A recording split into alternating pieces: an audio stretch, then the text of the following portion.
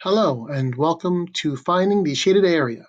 Shaded area is when you find the area of two or more shapes that are either being put together or one is being cut out of the other one. To do finding the shaded area of this shape, you first have to identify your shapes.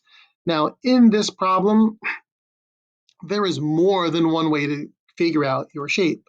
For example, you could have your rectangles be these two, the one on the left and the one on the right, but you are just as likely to say that it is the rectangle on the bottom, or just as correct to say the rectangle on the bottom, sorry if I'm not drawing very straight, and the rectangle on top. These are two examples of ways that you could cut the figure into multiple shapes. They are not the only ways. So to do this, you first have to decide which way you're going to do that. And when you decide which one you're going to do, I do suggest you actually draw it. So highlight, I'm going to do the left and the right rectangles. Now, when you do this, since they're both rectangles, I'm going to call them rectangle 1 and rectangle 2. To find the area of my rectangle 1, or R1, I'll first write the formula.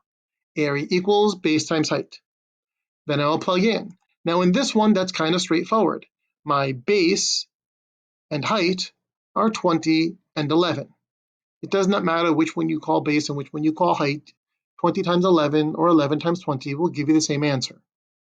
The third step is to solve using the order of operations, and in this case, the order of operations is just multiplying.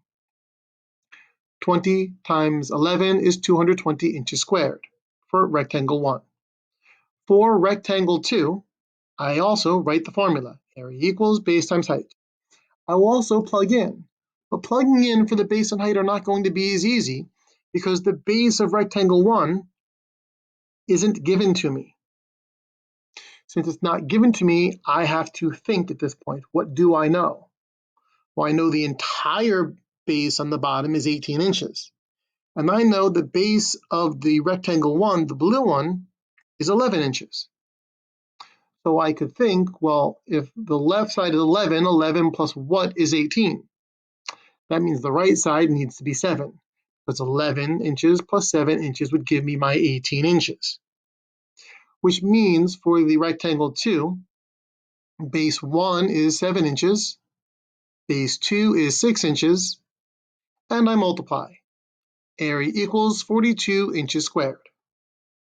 To find the total, you have to look at the shape and decide, are these two or more shapes being put together and added, or is there one shape inside of another being cut out?